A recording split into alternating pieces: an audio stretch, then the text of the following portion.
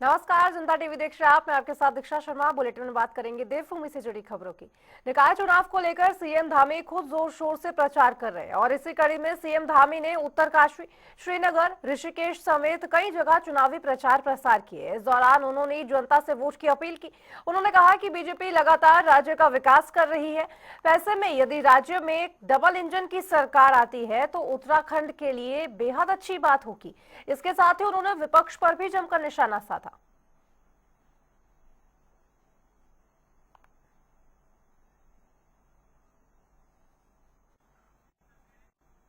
ये 3 तस्वीरें आपको दिखा रहे हैं निकाय चुनाव में सीएम के प्रचार की, जहां पर पहले श्रीनगर पहुंचे, फिर उत्तरकाशी और फिर साथ ही मसूरी, जहां पर सीएम ने रैली भी की और साथ ही जनता को भी संबोधित किया।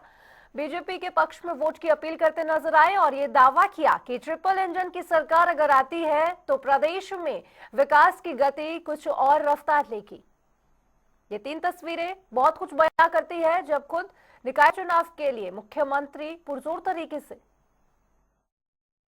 जब मैं सवेरे कल एक घटना हुई थी गौकसी की, हमने कहा कि गौकसी करने वाले, जिहादी अलगाव करने वाले, तोड़ फोड़ करने वाले, ट्रू जिहाद को बढ़ावा देने वाले, लैंड जिहाद को बढ़ाने वाले, दंगा करने वाले, ये देवभूमि उत्तराखंड में किसी भी कीमत पर इनको कोई बर्दाश्त नहीं करेगा भाइयों बहनों।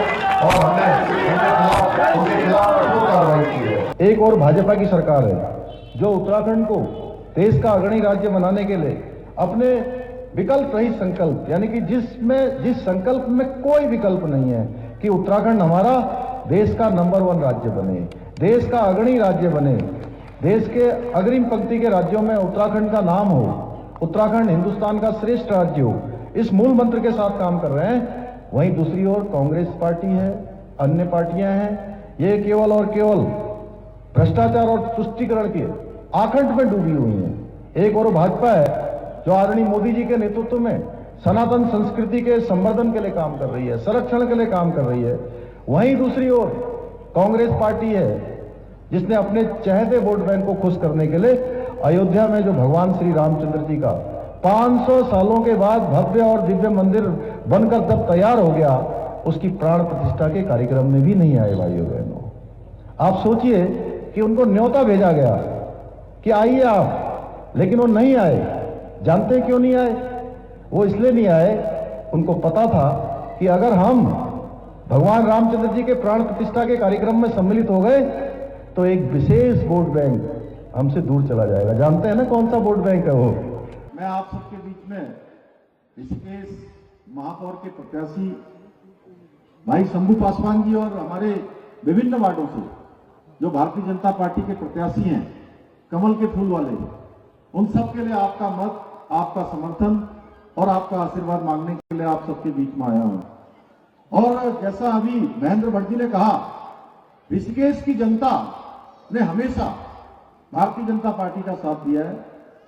अभी मोदी जी को प्रधानमंत्री बनाने के लिए आपने बड़ा समर्थन ऋषिकेश क्षेत्र से दिया है और इस पूरे लोकसभा क्षेत्र में सर्वाधिक जीतने वाली सीटों में से एक सीट पूरे प्रदेश के अंदर हमारी ऋषिकेश रही है। उसका कारण आप सब लोग रहे हैं। और 23 तारीख को आप सब मेयर शंभू पासवान जी को और जो हमारे निगम के पार्षद हैं, उन सभी को जिताकर यहां ट्रिपल इंजन की सरकार लगाइए, ट्रिपल इंजन की सरकार बनाइए।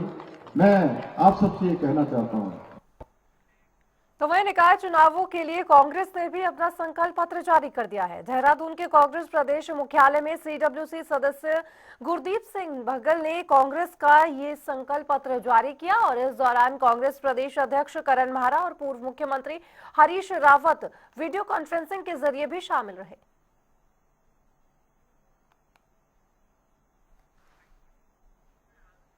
ये पहले अगर हम देहरादून की बात करें तो मैं 2 दिन से देहरादून में जो मिला लोगों से, और चूंकि मेरा अपना शहर है तो एक बात मैं एक शेर में बात कह सकता हूँ, मैं अकेला ही चलाता जानिबे मंजिल मगर लोग आते गए कारवां जुड़ता गया। आज यहाँ के मेयर की बात करेंगे तो आम पब्लिक ये कह रही है कि कांग्रेस ये चुनाव जीतने जा रही है।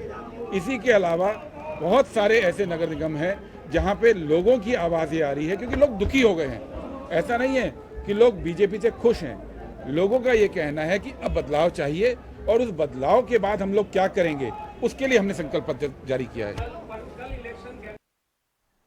वहीं मतदान से महज 2 दिन पहले जारी कांग्रेस के वचन पत्र को लेकर बीजेपी ने कांग्रेस पर निशाना साधा है। बीजेपी ने कहा कि कांग्रेस अब ऐसे मौके पर अपना वचन पत्र ला रही है जब प्रचार के लिए सिर्फ कुछ ही दिन शेष है। ऐसे में इसे जारी करने का क्या औचित्य है, साथ ही उन्होंने क्या कुछ कहा, ये आपको सुनाते हैं। देखिए, जो वचन पत्र इन्होंने आज जारी किया है वो ये दर्शाता है कि कल चुनाव प्रचार थम रहा है और भारतीय जनता पार्टी ने 2 हफ्ते पहले ही अपना वचन पत्र जारी कर दिया था। जिस हिसाब से ये अपना वचन पत्र मात्र 1 दिन पहले जारी कर रहे हैं, वो ये दिखाता है कि जनता के सामने बात रखने वाली कोई बात इनमें है ही नहीं। वो अपने चुनाव को लेके भी सीरियस नहीं है, वो अपनी कर्मठता को लेके भी सीरियस नहीं है। और जो वचन पत्र में इन्होंने बातें कही हैं वो तो सारी भारतीय जनता पार्टी के ही बिंदुओं को ली हुई बातें हैं। वो इस तरीके से करके और बातें बढ़ा चढ़ा के बोलकर लोगों को भ्रमित करने का प्रयास कर रहे हैं, उसके सिवाय कुछ नहीं कर रहे हैं। जो व्यक्ति अपने ही वचन पर एकदम तत्पर नहीं रहा है, जिसने अपने कार्यकाल में विभागों को खाने की बात करी हुई हो, जिसने अपने कार्यकाल में लगातार जहां से जो जैसे कमा सकते हैं उसको कमाने का काम किया हो, जिसने अपने कार्यकाल में सड़कों पर ध्यान तक ना दिया हो, चौड़ीकरण की बात तक ना करी हो, गांधी पार्क का विकास ना किया हो, वो इस तरीके की बात करता हुआ बिल्कुल भी शोभा नहीं देता है। तो वहीं खटीमा में कांग्रेस के स्टार प्रचारक नेता प्रतिपक्ष यशपाल आर्य ने कांग्रेस के पक्ष में जनसभा का आयोजन किया और इस दौरान उन्होंने बीजेपी सरकार की जन विरोधी नीतियों और साथ ही नाकामियों पर भी जमकर निशाना साधा। भारतीय जनता पार्टी का एजेंडा है जाति, धर्म, मजहब के नाम पर समाज को बांट दो, नफरत के बीच वो घृणा पैदा करो। और कांग्रेस का है सर्वधर्म समभाव, बहुमुखी विचारधारा कांग्रेस की है, सर्वधर्म समभाव। ये उधम सिंह नगर कौमी एकता का गुलदस्ता है। हर वर्ग के लोग रहते हैं, हर जाति के लोग रहते हैं। पंजाब से हमारे सिख भाई हैं तो बंगाल से हमारे बंगाली भाई यहाँ पर, पहाड़ भी यहाँ पर मौजूद है, पूरब के लोग यहाँ पर हैं, हर कम्युनिटी के लोग यहाँ पर मौजूद हैं। दशकों से अपने खून पसीने से उधम सिंह नगर को बनाया है, उत्तराखंड को बनाया है, लेकिन आज बांटा जा रहा है, नफरत पैदा की जाती है। ये देश के लिए भी खतरनाक है, हम लोगों के लिए भी खतरनाक संकेत है। हमने सब ने मिलकर रहना है और हम यही कहना चाहते हैं कि आज उत्तराखंड में जिस तरह की भाजपा सरकार जिस रास्ते पर चल रही है वो खतरनाक संकेत है आने वाले भविष्य के लिए। जो मुद्दे हैं, वहीं मतदान से पहले कांग्रेस और बीजेपी के नेता एक दूसरे पर आरोप प्रत्यारोप लगा रहे हैं। कांग्रेस नेताओं का कहना है कि बीजेपी ने हरिद्वार की जनता को ठगने का काम किया है। साथ ही कहा कि बीजेपी ने हमेशा से ही कॉरपोरेट जगत को फायदा पहुंचाने का काम किया। ये दुर्भाग्य है हमारा, मैं साफ मन से कह रहा हूँ आपको, ये दुर्भाग्य है कांग्रेस का कि हम पहुंचा तो रहे हैं लेकिन पब्लिक जो है ना, राम और रहीम के नाम पर फंसी हुई है, धर्म के नाम पर बटी हुई है। जब तक जनता इस धर्म से बाहर नहीं निकलेगी, जब तक जो है अपना भविष्य उज्जवल कैसे होगा उसका वो समझने की शक्ति खो रही है। और हमारा जगाने का काम है, हम विपक्ष में हम जगाते रहेंगे। मैंने जो कहा कि 25 साल में स्थानीय विधायक को उपलब्धि तो बताए अपनी। अरे भाई 25 साल रहा जो आदमी, वो उसकी उपलब्धियां तो होनी चाहिए ना। 25 साल में 10 साल मंत्री रहा जो आदमी, तो उसकी तो बहुत उपलब्धियां होनी चाहिए।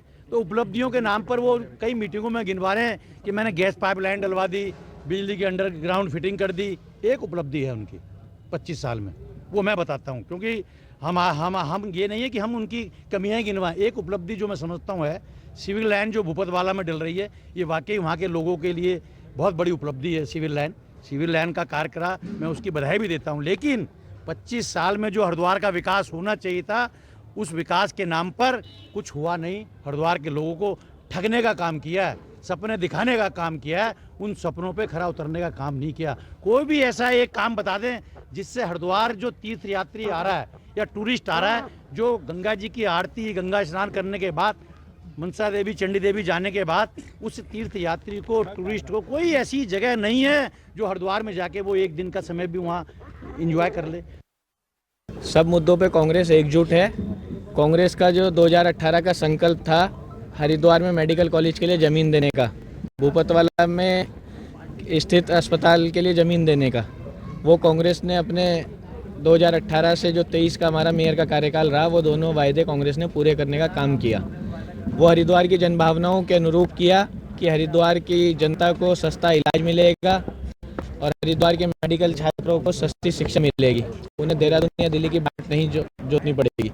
लेकिन उन सब चीज़ों पर चकनाचूर, उन मेडिकल छात्रों का भी सपने चकनाचूर करने का काम इस सरकार ने किया है। जो हमारा आरोप है, कांग्रेस का जो आरोप है कि भारतीय जनता पार्टी चंद कॉरपोरेट के लिए काम करने का काम कर रही है, वो आरोप सिद्ध हो जाता है जब मेडिकल कॉलेज एक झटके में चंद उद्योगपतियों की गोद में चले जाता है। और हमारा आरोप है कि ये कॉरिडोर भी चंद उद्योगपतियों के लिए लाने वाली योजना है।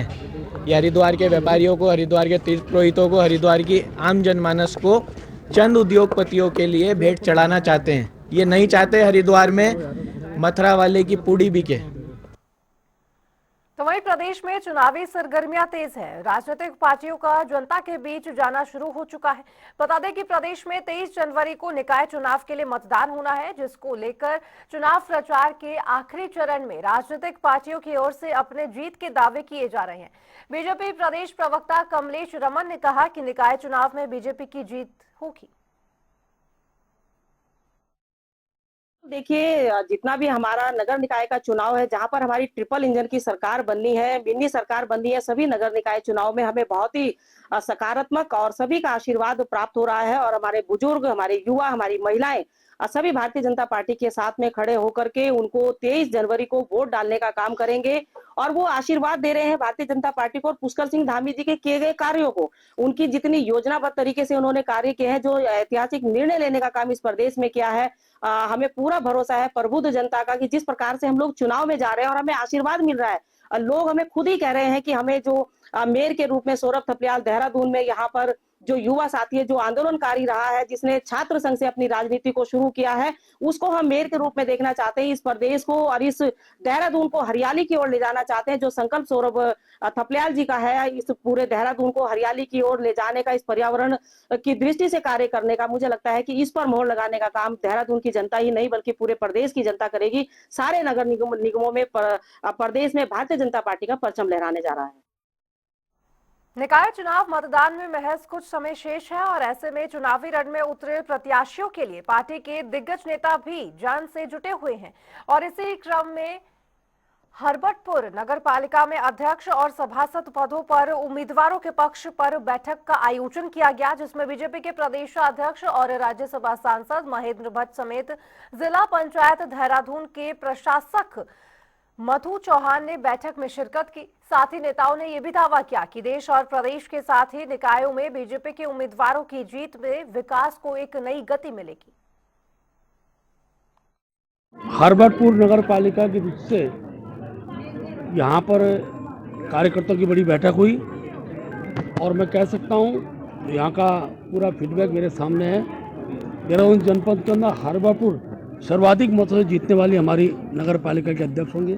हमने योग्यतम प्रत्याशी को यहाँ से प्रत्याशी बनाया। मुझे पूरा विश्वास है कि यहाँ की जनता भारतीय जनता पार्टी के पक्ष में मतदान करेगी। भारतीय जनता पार्टी की सरकार, राज्य सरकार के विकास योजनाओं को स्थानीय निकाय तक ले जाने के लिए आवश्यक है कि स्थानीय निकाय में भी मतदाता भारतीय जनता पार्टी मतदान करें, ऐसा मैं विश्वास कर सकता हूँ। तो उधर देहरादून में अखिल भारतीय सफाई मजदूर संघ के राष्ट्रीय कार्यवाहक ने बीजेपी का दामन थामा और उनके साथ कई अन्य लोगों ने भी पार्टी की सदस्यता ग्रहण की। और इस दौरान बीजेपी कार्यालय में बीजेपी के कई नेता और कार्यकर्ता भी मौजूद रहे। बहुत बहुत धन्यवाद ज्ञापित करना चाहूँगा विशाल बिरला जी का कि आज पूरी यूनियन के साथ उन्होंने भारतीय जनता पार्टी को ज्वाइन किया और जो कर्मचारियों की डिमांड थी और जो मांग थी बरसों से, उसको माननीय पुष्कर सिंह धामी जी ने पूरा किया और कुछ डिमांडें रह गई है उसको आने वाले समय में पूरा करेंगे।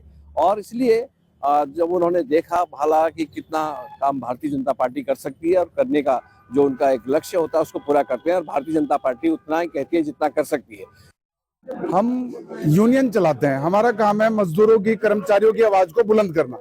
हमारे कुछ मुद्दे थे जिसमें हमारे जो सफाई कर्मचारी उत्तराखंड राज्य के अंदर है, जब से राज्य बनाया लगातार कई तरह की समस्याओं से, कई तरह की विपदाओं से परेशान थे। उन्हें उसका सॉल्यूशन नहीं मिल पाता था। उनके पास कोई बीमा नहीं था, कोई सामाजिक सुरक्षा नहीं थी, जॉब गारंटी नहीं था, स्थायी रोजगार नहीं था, मिनिमम वेजेस से भी कम पैसा मिलता था। अवैध मकान, अवैध बस्तियां बनाकर उनके मकानों को कभी भी ढा दिया जाता था।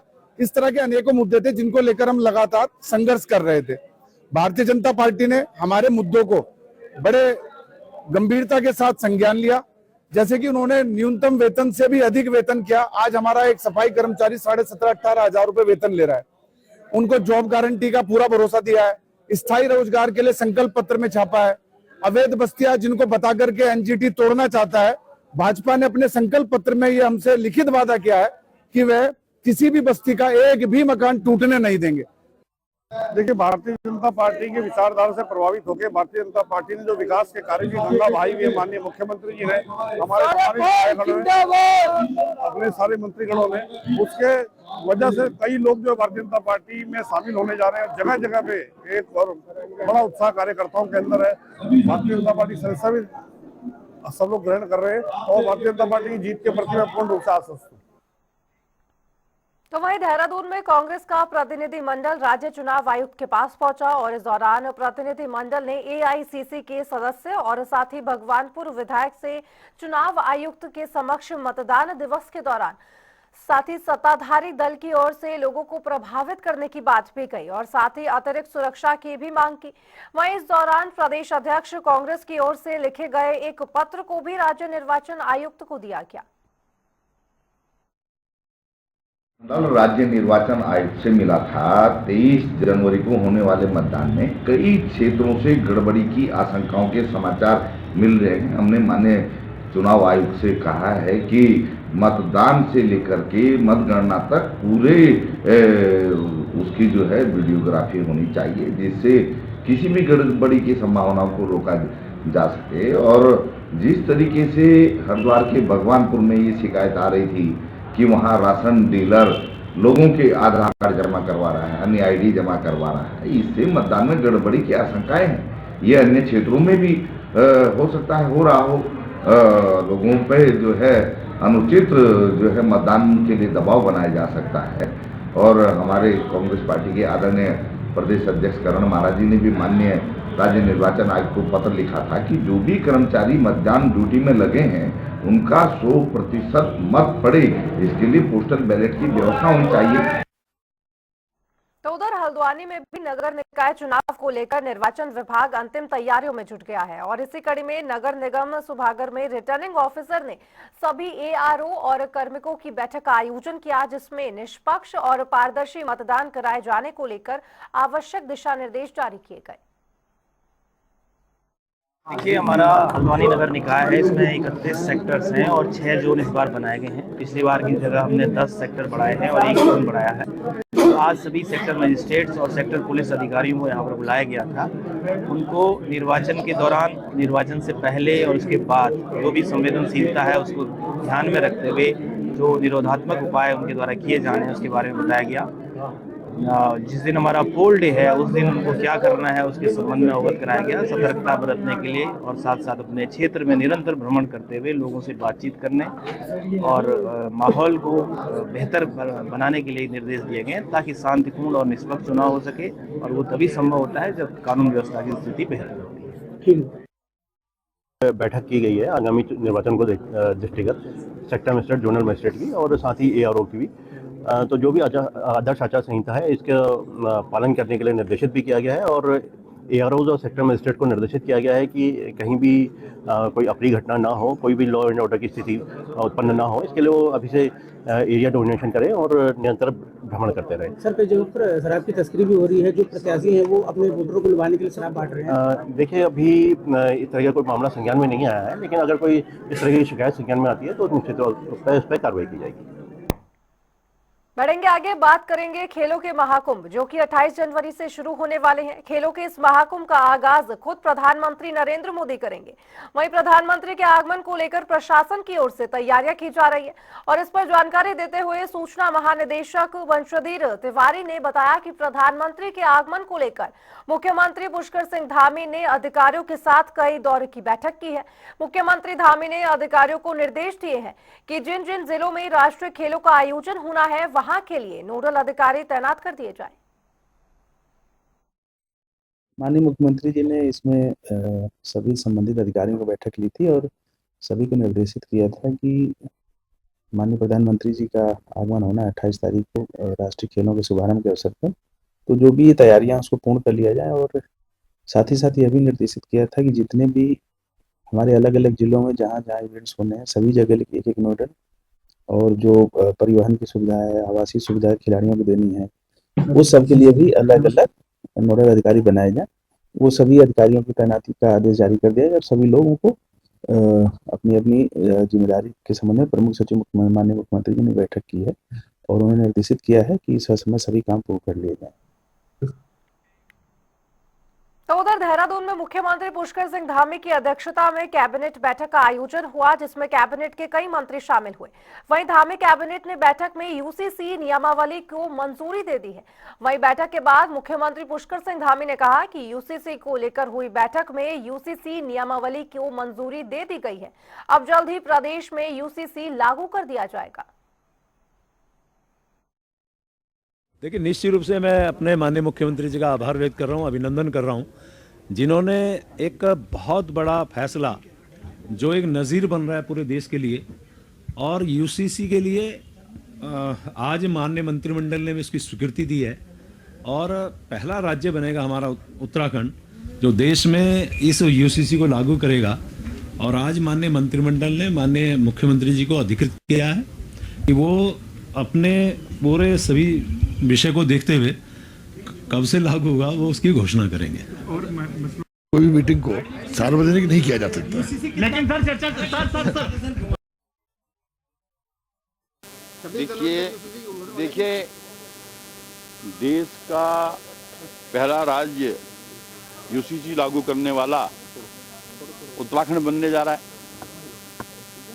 ये अन्य प्रदेशों के लिए एक नजीर है, क्योंकि लोकसभा के अंदर अमित शाह जी ने भी इसका उल्लेख किया है। इसके लिए मैं माननीय मुख्यमंत्री जी का आभार व्यक्त करता हूँ। माननीय मुख्यमंत्री जी जो कहते हैं वो करते हैं और इसके लिए उस कमेटी का भी जिसने यूसीसी का ड्राफ्ट किया, मैं आभार व्यक्त करता हूँ। राज्य के सभी जितने हमारे यहाँ के लोग हैं सबको बधाई और ये बहुत बड़ी बात है। सर, नियमावली पर चर्चा हुई, आज मोहर लग गई है। अब ये इसके ऊपर जो है जो हमारे अधिकृत जो प्रवक्ता हैं वो बताएंगे आपको। लेकिन देवभूमि के रास्ते देश में यूसीसी कैसे लागू होगा, आपको बता दें कि धामी कैबिनेट ने यूसीसी को मंजूरी दे दी है और साथ ही यूसीसी नियमावली पर कैबिनेट की बैठक में मोहर भी लगती नजर आई। कल सीएम धामी की अध्यक्षता में कैबिनेट की बैठक हुई, जिसमें यूसीसी नियमावली को मंजूरी हो गई है और समीक्षा के बाद यूसीसी को जल्द लागू भी किया जाएगा। फिलहाल बुलेटिन में केवल इतना ही, लेकिन खबरों का सिलसिला जनता टीवी पर लगातार जारी है। नमस्कार।